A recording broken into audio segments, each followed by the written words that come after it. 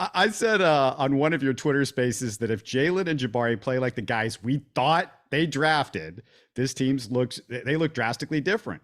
Well, let's move to Jalen because this is now a 9-game stretch where he's averaging 6 assists. The other night, he had 9 in a game. And to show you how he's improved, Frank, his worst assist night during this stretch is 4 assists, and 4 assists is a season average. So that's what an improvement.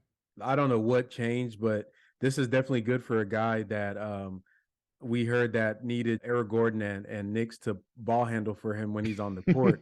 But in the past, you look at 9 games. I've been keeping track. I have it about 6 games back now, kind of when the team started playing more competitively. Between him and Kevin Porter, he's made just as many passes as KPJ. KPJ 295, Jalen 236.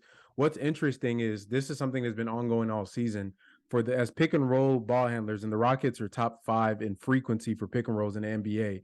Jalen is actually at this point of the season ran more pick and rolls than Kevin Porter Jr. He's at 181 possessions as a pick and roll ball handler. So KPJ's 180. If you look at their numbers between the two of them, Jalen is actually a better pick and roll ball handler than Kevin Porter Jr., our starting point guard. I think the eye test backs up a lot of these things that we see. We've seen him have that 2-man game with Şengün.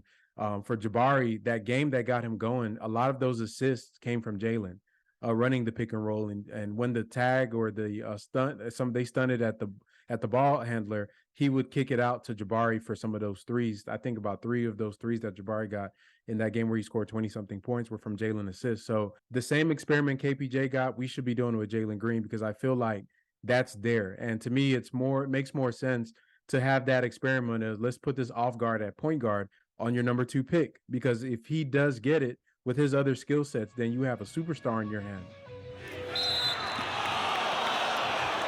You're listening to Houston Sports Talk.